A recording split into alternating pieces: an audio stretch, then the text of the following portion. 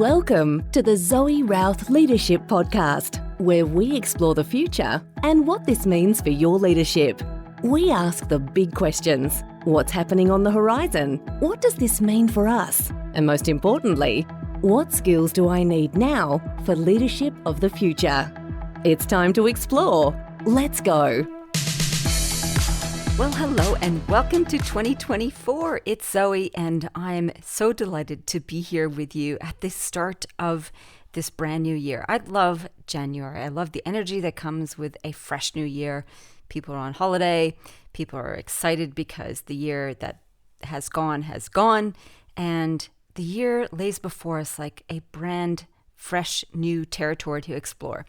And that's how I'm feeling too. So as I'm recording this, it's the 3rd of January. So this episode will come out 2 weeks after I've recorded this. Well, hopefully I am skiing in Japan. Now, as I'm recording it, there has been massive earthquake in Japan and also a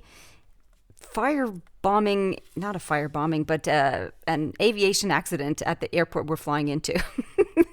So, anything could happen in the next 3 days before we hop on a plane. But that is our intention as I record this, to be skiing in Japan by the time you're listening to this. In any case, I have a juicy episode for you, a solosode. We have 7 areas ripe for reform or revolution that leaders need to consider. We have 3 trends to manage, 3 experiments to run, and 3 things that are not changing when it comes to your leadership responsibilities. Okay, well, without further ado, let's get into it. So on planet human, Vivodyne, if that's indeed how you pronounce it, or Vivodyne, launches with $38 million to create lab-grown human organs.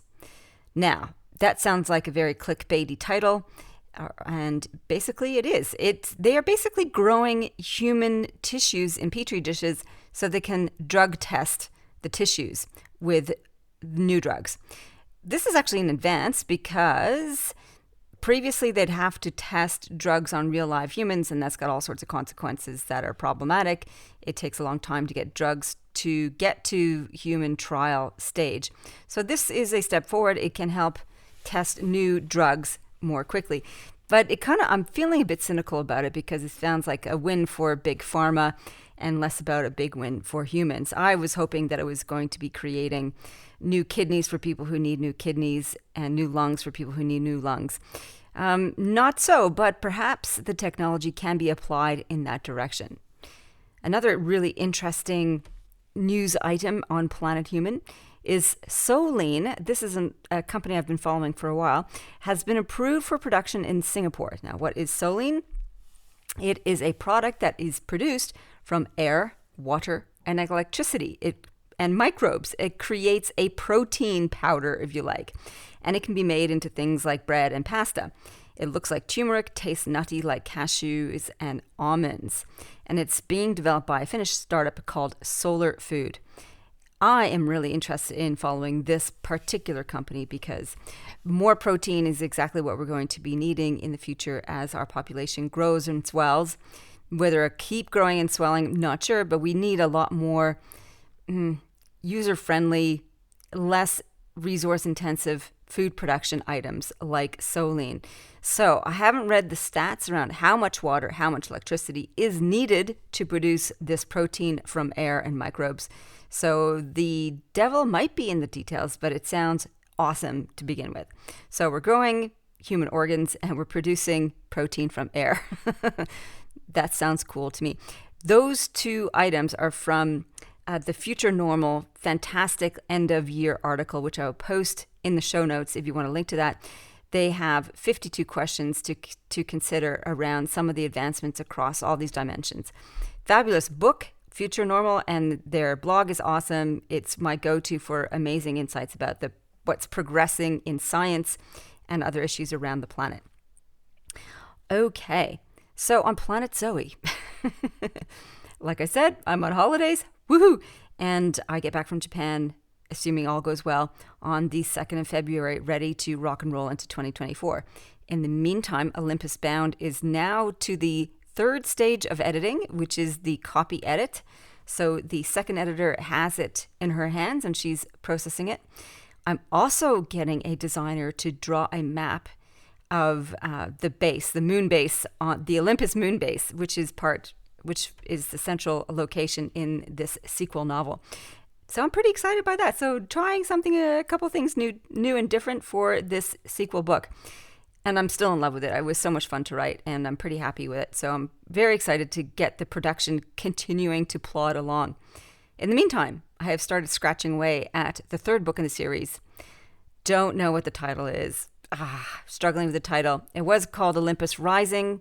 Then I'm thinking about the storyline, and it's not really a rising, so I think it's more like Olympus Falling. So it might end up being Olympus Falling. But nonetheless, the third full-length novel in the series is underway, and I hope to get a big chunk of it written while we are in Japan on the non-skiing days. I'm also plugging away at the edges of the Power book, my first nonfiction book in 4 years, that I want to write and produce this year. So at the moment, there's nothing written around it. It's more around rolling it around in my brain, which is how all of my books come to be. They roll around in the brain for a little while, and then I have to buckle down and do some work on it. I've got a whole bunch of different books to read about power and how this is going to be a useful insight for leaders. And that's basically what sort of I'm noodling on is it's one thing to write about power, and then my guiding question is, how is this useful to you, the leader, listening to the show or reading the book? What can be implemented that is useful right here, right now, to make your life and leadership easier? And there's lots of challenges around power and its big issue concepts that go global. I want to take that and apply it directly to you at the helm right here, right now. So that's all the book news and progress in the business. I also have the Leadership Conclave. It is a one-day gathering on the 1st of March here in the ACT. I would love you to come along. It'll be a small, intimate session where we're going to be doing some deep individual reflection, some group strategizing, and really looking ahead to what needs to shift in you and your business and your leadership practice over the coming 12 months. So how can we take 2024 and make it a fabulous year, a powerful, confident year for you to accomplish your major personal and professional goals? So I'm excited about the content for that. I wanted to create a nice, intimate, caring, powerful, moving experience for you. So that's coming up on March the 1st. We have a special on right now that if you book in before, I think it's before mid-February, so you have a couple weeks yet, you get full access to my Lead Self online module, which has got amazing series of short self-study videos and resources to help you with your planning processes. I especially love that self-guided module, Lead Self. It's what I've been using for the last 20 odd years to build my own life and leadership, and I think it's pretty darn good. So that becomes as a free bonus when you sign up and register for the Leadership Conclave. Just go to my website, zoerouth.com, click on events, and you'll find the links there to sign up. All right, well, now on to the content. 7 areas that are ripe for reform or revolution that you as a leader need to be aware of, be mindful of. And the first one is democracy. Democracy is being challenged if you look at what's happening in USA, India, Russia, Israel, China, and Korea. It's becoming the strong man versus democracy. And it's no joke, really. Like, the strong men who come into power in these different countries, some are originally democratic, like India and Israel, they are slowly eroding the mechanisms of democracy that have been put in place to guard against autocratic rule. So the democracies are not functioning the way that we hoped they might. And there's an opportunity for democracy to be reinvented, to be more reflective of the kind of society that we live in, with the kind of tools we have access to, like artificial intelligence, like social media, etc. All of that has changed the nature of how we interact, how we engage with our politicians, how we engage with our social structures and our social services. Yes. So this is this is not something you do in your backyard on weekends, just reinvent democracy. And yet it is ripe for reform or revolution. And I think this will dramatically affect how we do business in the future, because whoever gets into power will change the rules, and they'll change the rules in favor of those who put them in power. And that may or may not serve our businesses and our organizations. So, yeah, that should be on your radar, and you should be paying attention to what happens and asking the question, how can I affect this in any way, in a positive way? The second area ripe for reform or revolution is healthcare. Whichever country you're in, and Canada used to be like the go-to, oh, Canada does so well with healthcare. No, it doesn't. It's getting good healthcare in Canada is a real struggle because it's free, quotation marks. There is long lineups for everything, and everything is so expensive, and it actually doesn't deliver all that well. It's hard to get in to see a doctor. It's hard to get good care because they're seeing so many people. The alternative, for example, in contrast to the American healthcare system, which is a user pays mostly system, is so freaking expensive. And if you don't have healthcare, you will die because you basically can't afford to go into hospital to get care. It's all horrible. And honestly, healthcare is not really healthcare, it's sickness care. So this is an industry and sector that really needs to be upended. And I think we need to be asking big questions of how do we want to look after our citizens? Do we want to just pay for things when people get broken and run down? Or should we have a completely different approach to encouraging strong, healthy lifestyles? And so that we are incentivized to keeping people safe and well, as opposed to just paying for when they get sick. So that needs a whole different attitude and reform. And that can affect also how we operate as individuals and how we operate as businesses, because we could have a role to play here in healthcare, not just sickness care. The third area ripe for reform or revolution, food production. And I think that's what caught my eye when the Soline article came out that's approved for distribution in Singapore. So food production, our whole industrial farming approach is challenging for so many different reasons. We need it because there's so many more of us. We need to do industrial farming to be able to produce enough food to feed the world. And yet, in doing so, there's a big cost to animal welfare, there's a big cost to environment, etc. How are we going to feed ourselves into the future? I think there is opportunity for massive reform in this area. Vertical farming, and also farming in cities, in buildings, sort of what I visualize in my books, The Olympus Project and Terra Blanca, thinks about that. How are we going to incorporate food production in our buildings itself? Because arable land is going to be diminishing with climate change. All right, so number 4, ripe for reform or revolution, education. I listen to my friends, because I don't have kids, and they talk about their kids' experience of school, and it just sounds horrendous. I see kids being tasked with so much homework, tasked with doing homework over the summer holidays. Summer holidays should be for everybody to have a break, to get some downtime, to just enjoy being, as opposed to have this relentless pressure to perform and to process rote knowledge. This is an old, harking back to the Industrial Revolution, where we just had things lined up and producing things in factories. Education needs to be different. And it's stressing out kids. I believe that AI-guided personalized learning is the way of the future. Personalized learning where we get access to the knowledge and skills and we develop those as they are needed, as opposed to a massive curriculum. So, yes, I'm sure there's plenty of people who know a lot more about this than I do, but the current education system is terrible. Even the educational schools just look like prisons. We need something to change there. I think that is absolutely ripe for somebody to take control of that and to do something different with education.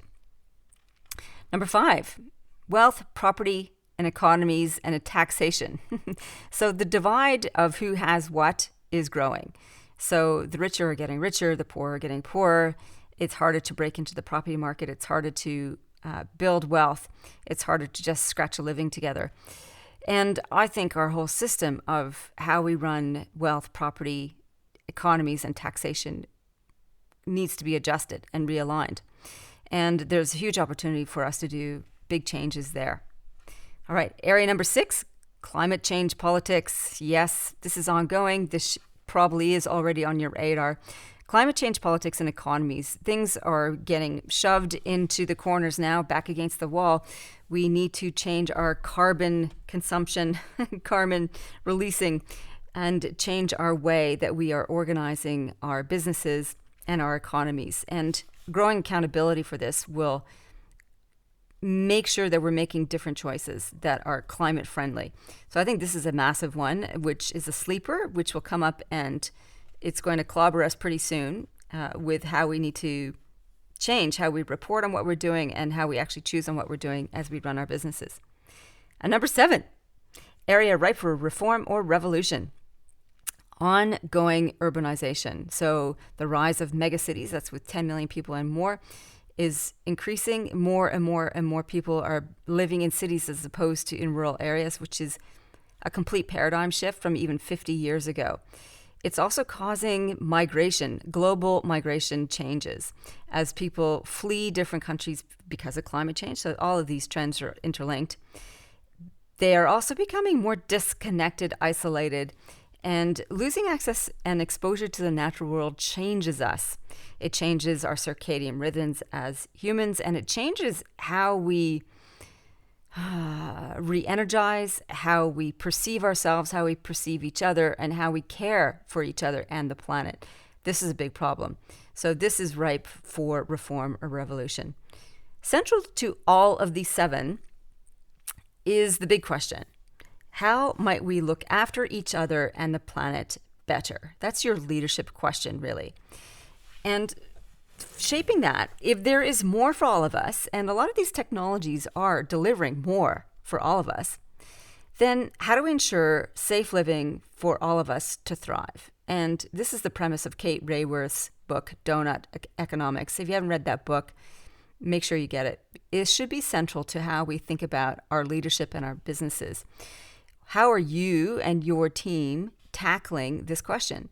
How might we look after each other and the planet better? If you have that as your central leadership question going into 2024 and beyond, already your leadership will be transformed. It's much better question than how do we make our targets improve by 10%? But how might we look after each other and the planet better is a worthy question to noodle on. So with that, there are 3 trends to manage. So you have your central question. Here are 3 trends to manage. And boiling back to the context in the workplace now, with all the stuff that's happened over the last few years, there is still an ongoing need for leaders to revisit the work contract value proposition with their employees. This is all about the employee experience. So before it was like, I'm an employer, I give you a job, I pay you money, you do stuff for the company. And you do it on my terms, you come into the office, you work these kinds of hours, you do these kinds of tasks. With the advent of COVID and working from home and people reconsidering what they're actually doing with their lives when they had to slow down to actually and had space and time to think about it, people really do want to think about their work in a different way. And as organizations, the opportunity, when we have that central question of how might we look after each other and the planet better, opens up the employee value proposition in a huge way. What employees are after, they're looking at the whole of the experience of employment. It's got to be holistic. It's about values and purpose, and it's also about being flexible and, which is something different emerging from the pandemic, connected. So it is a social experience, it is a flexible experience, and it is a purposeful experience. So as leaders, that's an expanded scope of what we are responsible for. It's not just about delivering on targets and value for shareholders or stakeholders. It's also about how we are shaping the experience of work for the people who work alongside of us. And it's not just so that employees have a good time. It's so that we co-create something meaningful for the people and the planet around us. And so that's what we need to contend with. It's really expanding our circle and sphere of concern as leaders. And it gets pretty complex, I have to say. So the experiment you can run with this, alongside this, I should say, is purposeful gathering. So if employees want a whole experience that's holistic, that is full of values and purpose, is flexible and connected, when you gather, what is the purpose of your gathering? And I like the idea of thinking about gatherings as opposed to meetings, because meetings sound process-oriented and they sound technical as opposed to gathering. Gathering has got a sobriety to it, a soberness to it, a gravitas to it. So if we are gathering as a collective, as a leadership team, what are we gathering for? What is the purpose? Are we examining our values, are bringing to life our purpose? Are we creating an experience that's meaningful for us and our customers and our stakeholders? So I think running experiments on purposeful gathering is a good experiment to run. So think about that every time you want to get people together, is how can I make this gathering purposeful? Or do I even need to have it? If we gather, is it purposeful and meaningful? And how can we make it a good experience where people can feel connected to one another, that they feel like they're making a difference and a contribution? Okay, so that's the first trend to manage and its corresponding experiment. The second one is AI-assisted everything. So building on the runaway train that is AI from 2023, AI-assisted everything is going to continue to infuse our workplace experiences. So the experiment number 2 that you can run as a leader is, why not use the most successful technology so far, ChatGPT, and use it for one or more of the following: analytics, get it to analyze some of your data, do scenario planning, do trend analysis, do content creation. How can you start integrating the tools of AI around you to accelerate your usual leadership processes, whether it's thinking big, whether it's doing analysis, or whether it's actually creating something? And this is an essential skill that if you haven't tried yet, you're falling behind already. So that's the second trend to manage and second experiment. The third trend to manage is our relationship to power.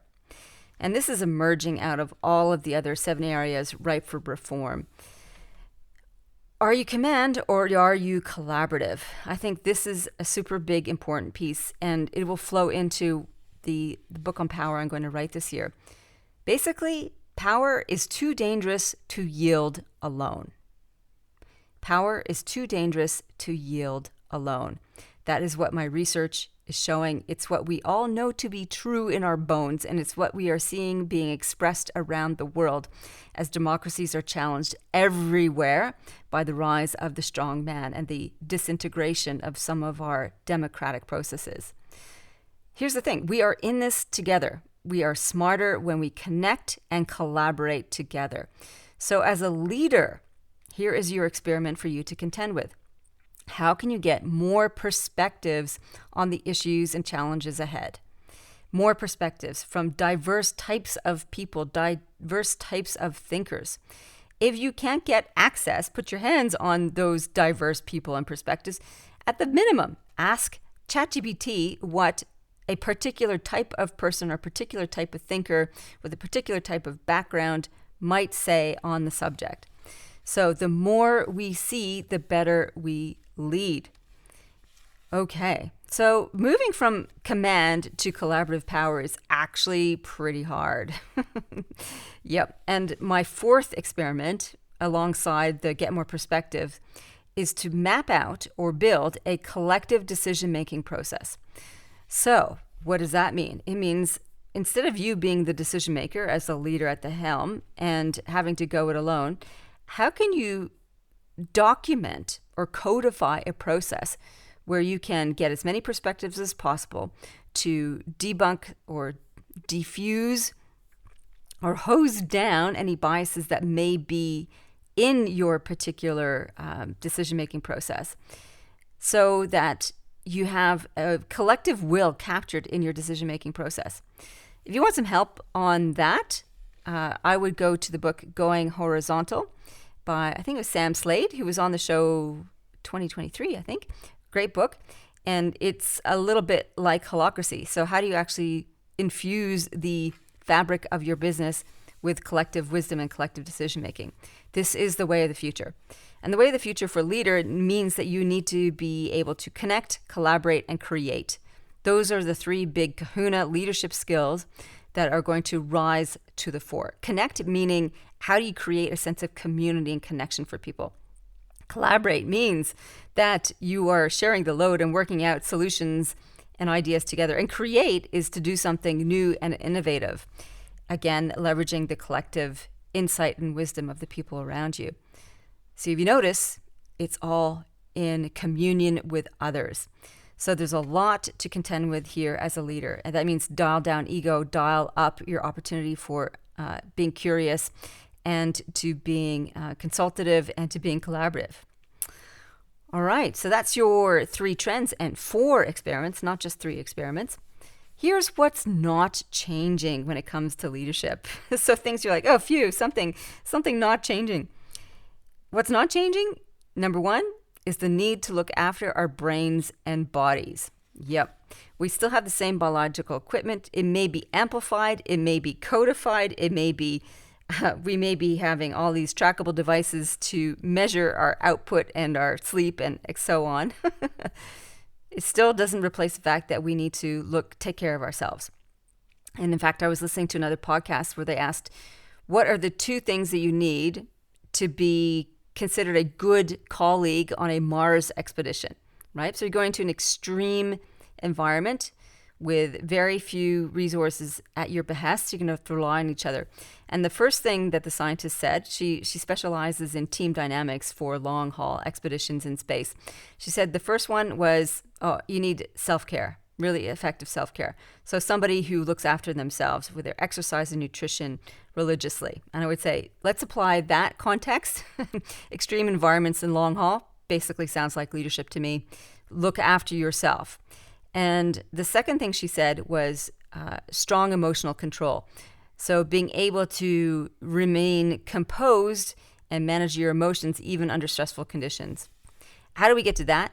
Well, we do that by having radical self-care, effective practices, and a deep self-awareness. So that's what's not changing, folks. In fact, it's getting dialed up is more important. So looking after yourself, self-care regime, dial it up. Number 2, and what's not changing? Needs. There is a certain hierarchy of needs, and I'm not talking Maslow here. It's these needs that are built into our progress as humans and our progress as leaders, starting with the base ones, which are kind of survival ones, safety and certainty. So as leaders, we need to make sure that we create safety and certainty for those around us. Even in the middle of volatile, uncertain conditions, we can still create a sense of safety and certainty. And the safety and certainty is we may not know where our ship is heading, but we know that we have each other. We know that we have these particular resources and we have the savvy to work it out. And you just share what is known and identify what is not known. So safety and certainty, the need for that for you and your team is not going away. The second need that is staying the same is a sense of belonging. We are hardwired to be social creatures. We need each other. We are safer when we are together. So as a leader, how you create that sense of belonging and inclusion and communion with the people around you is essential. The third thing there needs is status. All of us eventually have a need to be recognized, to stand above the crowd, and to experience the state of, I have something to offer here. I want that to be valued and appreciated.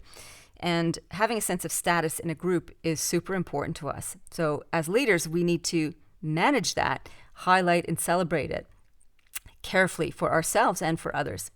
And the fourth need is autonomy, our sense of being able to make decisions for ourselves, to grow in our achievements. This sort of guiding sense of I want to explore and develop and grow is pretty crucial. So as leaders, we need to supervise and manage that as well.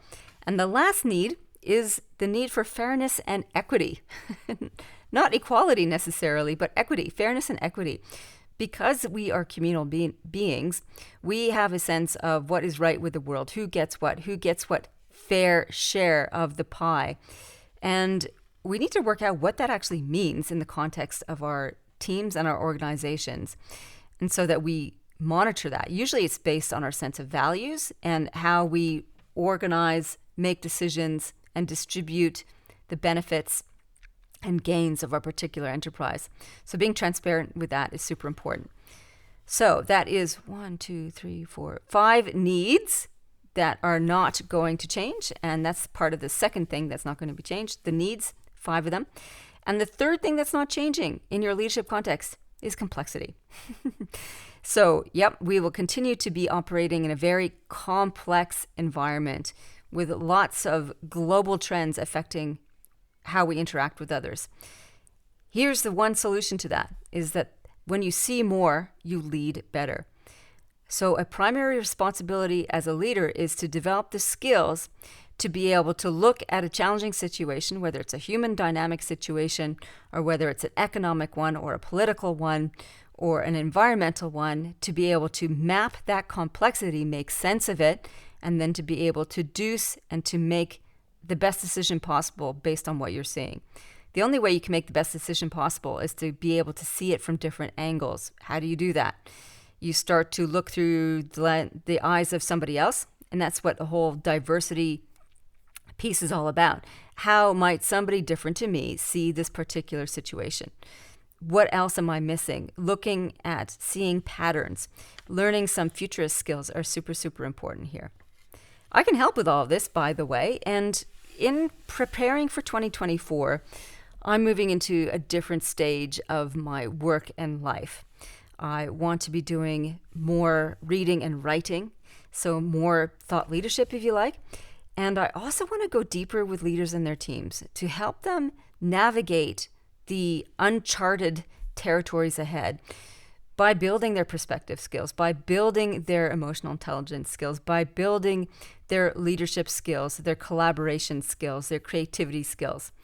So if you want to partner in developing that capability in you and your business, then I'm your human to help you do that. I'm deeply committed to being useful and of service, and everything I do on the podcast will be geared towards that. I want to bring you authors and leaders and experts who have got something valuable to offer you as you sit down or stand every day looking at, okay, what's next for me and the organization and my team. And so everything I do will be funneled through that particular lens, how to be useful to you, the listener, and you, the leader. On that note, I will be doing some new sessions in the podcast on taking a deep dive on books. And we've got a guest coming up on the show this year, early in the year, who uses fiction to help develop empathy. And I just blew my mind. I thought, yes, my two loves coming together, books and leadership coming together in a really useful and powerful way. And I want to be doing some of that work as well. So helping leaders develop their emotional intelligence skills, their perspective skills through books, through reading and insight. So on that note, here's an example of something I've been reading. It's a piece of fiction. It's the third book in the series by Adrian Tchaikovsky, the Children of Time books. And the third one was called Children of Memory. Wow. So Adrian Tchaikovsky is an amazing sci-fi writer. And I just loved reading the first two novels in this series where, the first book, if I remember, it was the first book. It's things have gone badly on Earth, and they've sent a bunch of experiments out into the universe to find different worlds they could either terraform and prepare ahead for genetically modifying the primates on those planets to create advanced humans to advance the human race. That was the idea, and it goes horribly wrong. And on one of the planets, instead of the DNA hack that they had for the primates, doesn't hit the primates, it hits spiders. So you have this intelligence, rapid intelligence morphing of highly intelligent spiders, genetically modified spiders who become this hyper advanced alien because they're on a non-Earth planet. And that was the first book. I'm like, holy cow. I learned a lot about spiders, and Adrian Tchaikovsky loves bugs.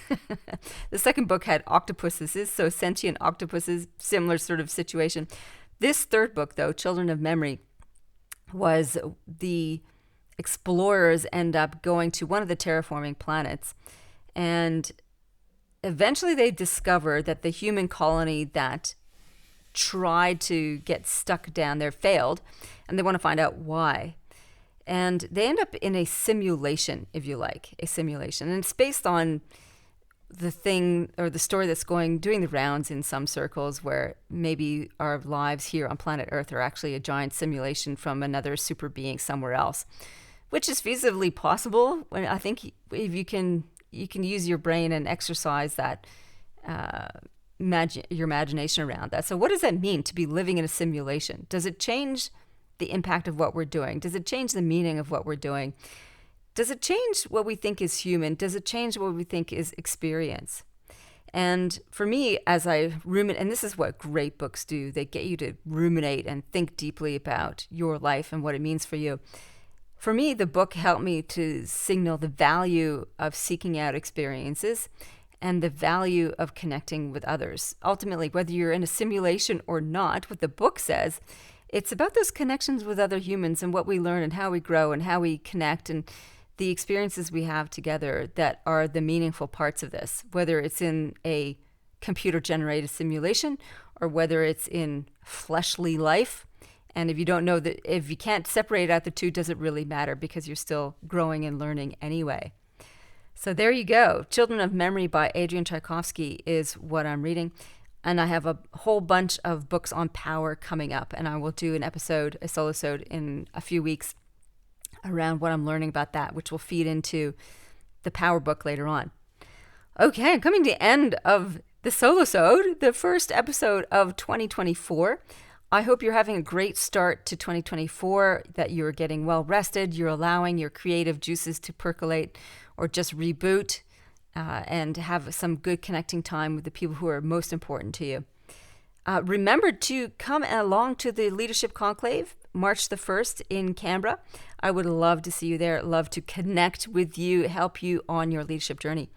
And also to sign up for Bookish, which is my once a month-ish email newsletter on the books that I'm reading. So I'll give you a taste on the podcast. If you want to go deeper on books, the ones that I'm writing, get some background insiders, understanding of my process, what's coming up, all that kind of stuff, just go to my website, zoerouth.com, click on books, find Bookish, and you can sign up for there. And you get the free book, Terra Blanca Insurrection, which is my latest novella, which I had a lot of fun writing as well. It's got some great leadership lessons in it. Okay, I am so looking forward to sharing this year with you. Plenty of exciting stuff coming up on the show. I hope you got something valuable out of this. I'd love to hear from you. I've had some great texts and messages from readers and listeners. Thank you to Beth for her shout out on one of my episodes from late last year, saying how much she appreciated the work they were doing and the insight she's getting from the interviews and the show. So thank you, Beth. It was great to get that message. I really feel supported. Thank you. And if you got a comment or a question or a suggestion, I'd love to hear it. Just email me, zoe@zoerouth.com, or reach out on the socials. I'm also now on Threads and enjoying the writing community there. Otherwise, I'm on LinkedIn, Facebook, still Twitter/X. I'm still there poking around. And Instagram. Anyway, reach out. Love to hear from you. In the meantime, live well, lead well.